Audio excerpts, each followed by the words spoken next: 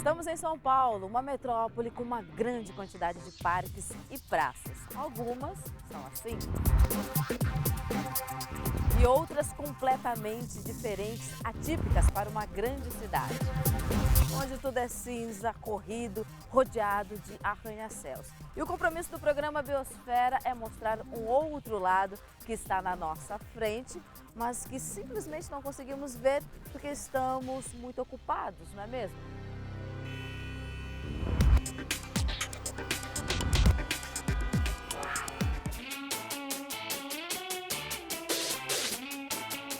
Você já imaginou colher uma fruta fresquinha, sem agrotóxicos, sem esperar o sábado da feira ou domingo do supermercado? Pois é, isso é possível em São Paulo. E digo mais, você pode colher assim, ó, no quintal de casa. Nós vemos aqui na casa da Cláudia Visoni, idealizadora do projeto Hortelões Urbanos. Nós vamos conhecer como começou essa história aqui em São Paulo. E a Cláudia, gente, ela vive assim, colhe no quintal de casa. Maravilha, né? Então vamos lá. Oi? Oi, Cláudia, Boa Vontade TV. Tá bom, tá bom. Olá. Tudo bem? Tudo bom? Prazer. Prazer. Boa Cláudia. Vontade TV. Bem-vindos, pode Opa! entrar.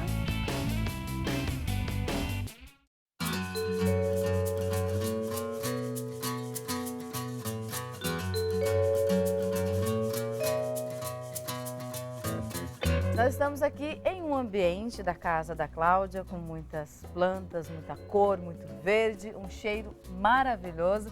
Cláudia, conta pra gente então, primeiramente, como que começou essa proposta dos hortelões urbanos, a história. Tá.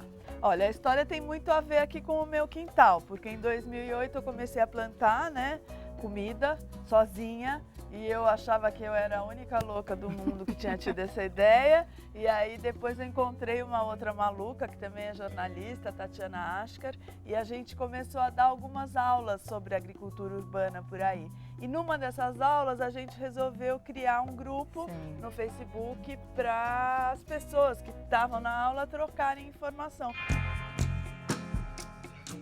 Mais ou menos desde a adolescência eu me interesso muito por questões ambientais. E sempre morando em São Paulo? Sempre morando em São Paulo. E quem estuda esse assunto está bem preocupado, porque a situação aí agora em São Paulo a gente está vivendo essa crise de água e tudo mais.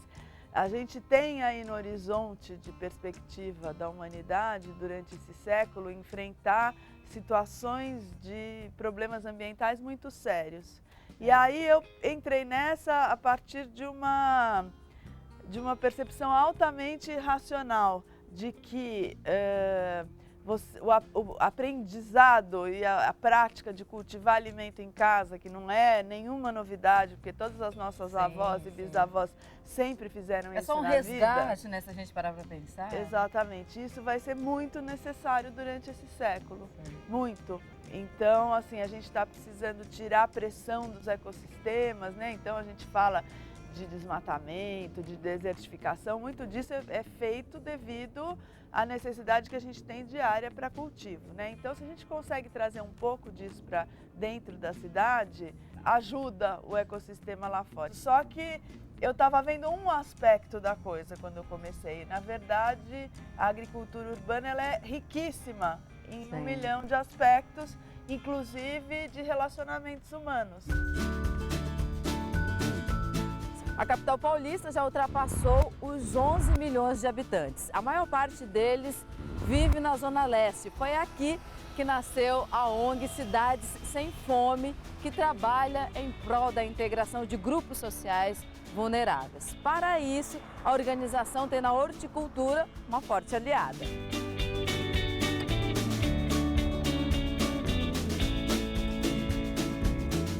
Hans-Dieter Tempe, fundador da organização Cidades Sem Fome, viu em espaços públicos que antes acumulavam lixo uma oportunidade de cultivo. São cerca de 21 hortas como essa espalhadas pela Zona Leste de São Paulo. Mas qual o diferencial dessa região? A Zona Leste ainda é uma região menos densamente povoada do que outras regiões da cidade de São Paulo, tá? E com isso, assim, oferece várias áreas, ou ainda tem à disposição várias áreas físicas que podem ser utilizadas para projetos de agricultura, que em outras regiões a gente não encontra. Por exemplo, na Zona Sul até existem essas áreas, mas é uma área de manancial, área de proteção ambiental que a gente não pode trabalhar tanto. Então, a Zona Leste ainda oferece características próprias para desenvolver projetos de agricultura e produção de alimentos. E essa daqui que nós estamos é a Fazendinha Imperador, né? Isso, essa aqui é a Horta Fazendinha Imperador, ela tem 3.000 metros quadrados, tá? E aqui trabalham 2 famílias, tá? Muito bem, vamos dar uma volta então, Hans? pra Vamos lá, conhecer um sejam pouco? bem-vindos, por favor.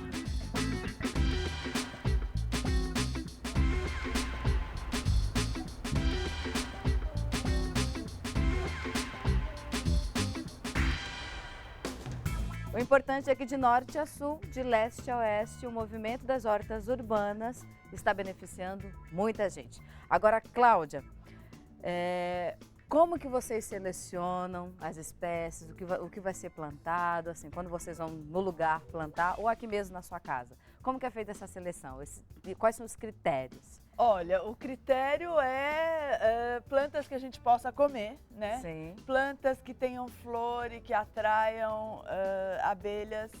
Plantas que já foram comuns na alimentação, então tem algumas aqui que depois eu posso mostrar. Então, peixinho, taioba, que você viu lá embaixo, caruru, bertalha. A gente também pesquisa e protege as plantas que se tornaram raras, né? Então, isso é um dos critérios importantes. O Brasil é conhecido pela sua diversidade de costumes, hábitos, culturas, características únicas do nosso país, que precisam ser preservadas e que podem ser observadas a poucos metros de distância.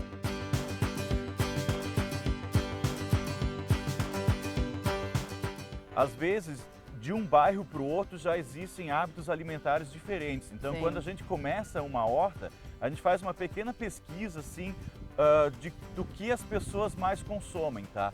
Porque à medida que você constrói uma horta, você precisa obedecer esses hábitos alimentares. Sim. Porque é um projeto de geração de renda, então assim, não adianta plantar numa horta o que você não consegue comercializar a princípio, tá? Então assim, a gente sempre afunila o plantio para os produtos que têm mais poder de comercialização na região no início.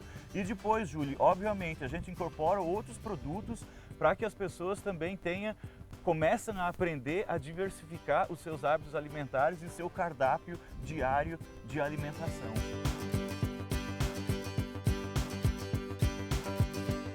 O Brasil, na verdade, tem um tesouro que é a tradição alimentar dele, tão variada e tão desprezada, porque a gente passou a comer coisas que se padronizaram pelo mundo. Então, hoje em dia, não tenho nada contra essas comidas que eu, inclusive, adoro. Eu adoro uma pizza, adoro um macarrão, adoro um sanduíche. Acho tudo isso uma delícia. Só que O problema assim, é fazer disso uma rotina, né? a gente está comendo menos couve, menos taioba, menos mandioca, que são alimentos muito saudáveis, que não engordam, que são fáceis de produzir aqui no nosso país. Tem um monte de coisas que eu nunca tinha comido e que agora fazem parte da minha alimentação. Eu sou bem feliz por isso.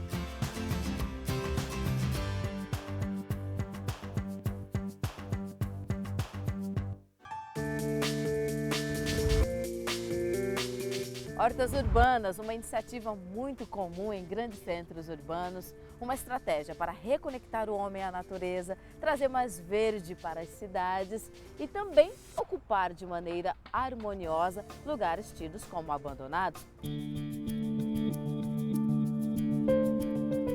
A maior parte das áreas disponíveis na cidade de São Paulo, assim, pelo fato delas não ter uma destinação específica, geralmente elas são áreas onde as pessoas jogam lixo, jogam entulho, jogam, enfim, tudo quanto é tipo de coisa que normalmente deveria ir para os aterros sanitários, tá?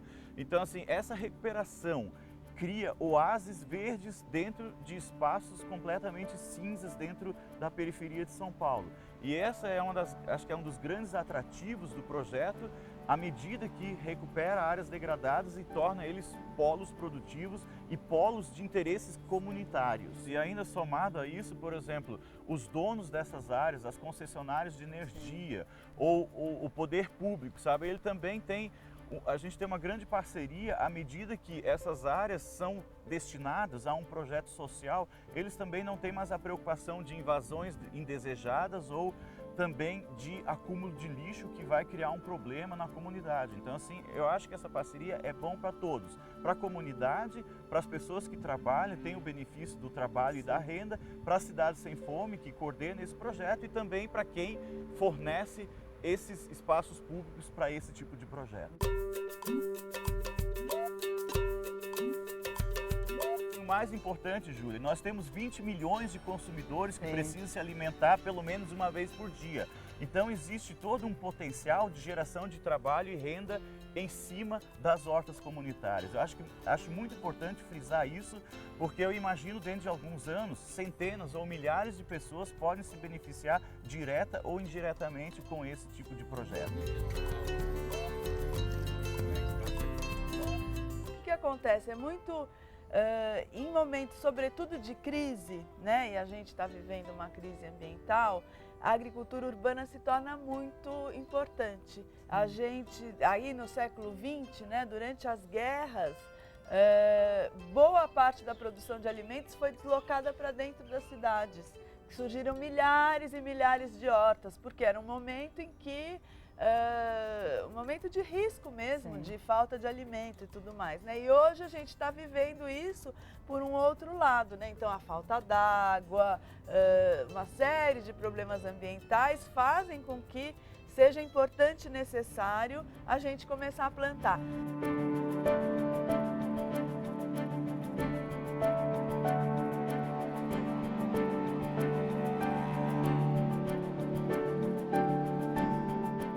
Sabe aquele terreno abandonado, aquela praça escura, aquele quintal sem graça? Podem ser uma fonte de renda, uma oportunidade para reaproximar as pessoas da terra, da comunidade, dos espaços públicos, e os benefícios são inumeráveis.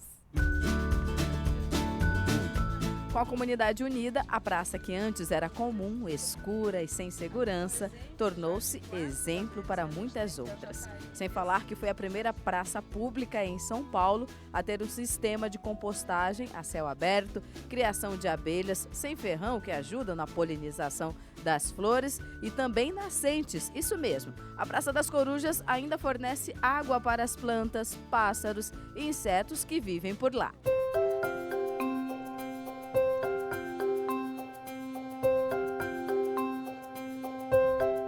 Muito bem, gente, nós chegamos agora aqui na Horta das Corujas, no bairro Vila Madalena, em São Paulo. Aqui ao meu lado a Madalena Buzo, empresária, e compartilha com a Cláudia Visoni e muitos outros esse ideal, não é isso, Madalena? Vamos conhecer a horta?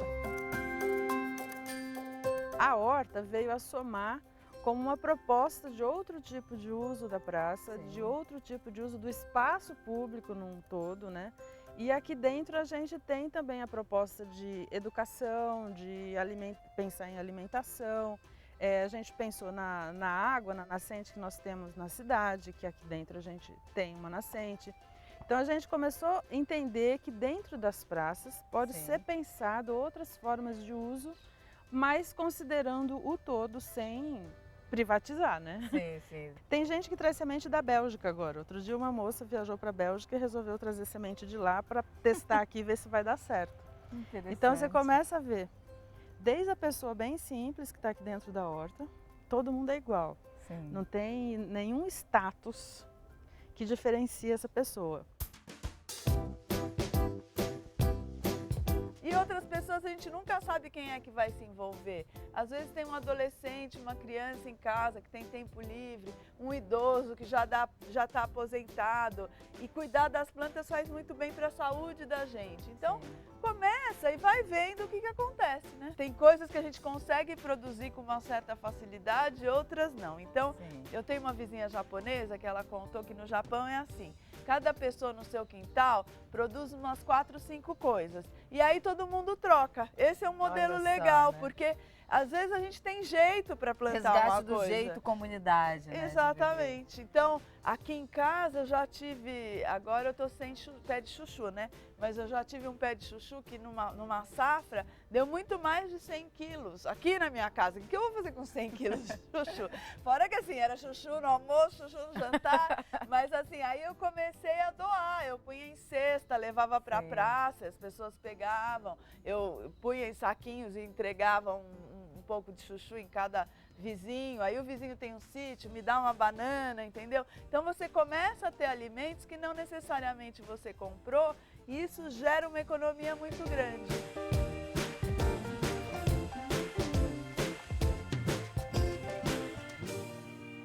Mudança sempre exige disciplina, consciência e foco naquilo que se pretende fazer. O importante é não perder a oportunidade de propor isso a você. E em tempos de sustentabilidade, concordamos que precisamos dos recursos da natureza e estar mais em contato com ela para termos uma vida melhor. Por isso, gente, o meio ambiente é onde você está, cuide!